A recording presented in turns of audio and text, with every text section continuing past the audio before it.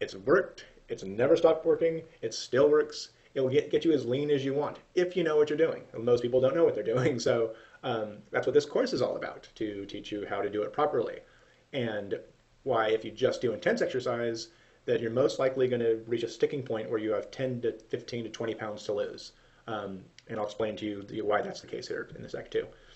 The problem with cardio, traditional cardio, slow and steady cardio, is there's a time element to it. It's not that it doesn't work, it's just that it works slowly. It works slowly if you do it wrong, if you don't know what you're doing, right? In the 80s, it was all about that. It was a time-based ordeal. People would say, work out for an hour, do cardio for 60 minutes after that, or do a split workout where you do 30 minutes of cardio in the morning and 60 minutes at night. So the 80s, a lot of people were lean. I mean, it really worked, but people were living in the gym, and that's not ideal either.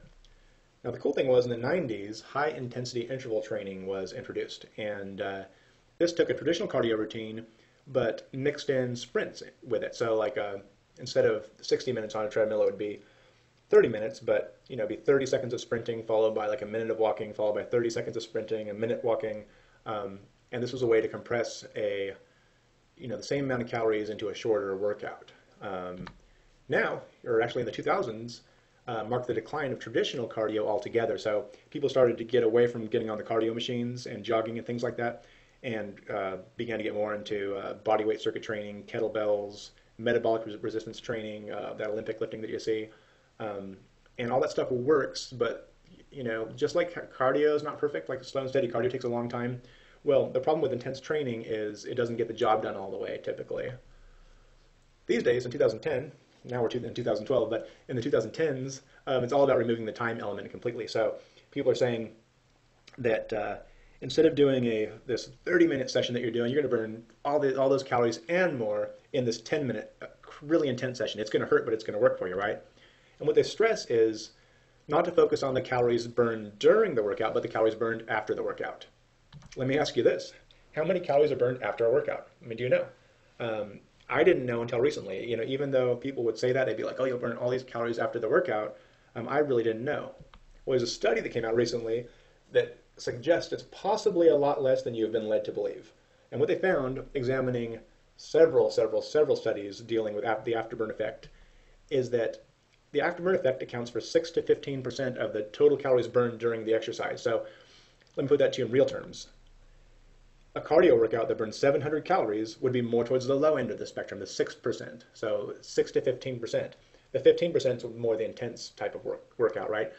So a slow and steady cardio workout that burns 700 calories will have an afterburn effect of, like, let's say 42 calories. That's 6% of 700. An intense interval session, like body weight circuit training of maybe 15-20 minutes, that burns 400 calories will have an afterburn closer to the 15% mark. Let's just say 14% in this case. That's 56 calories. That's 56 total calories over 24 to 48 hours. This is the big afterburn effect that people have been talking about.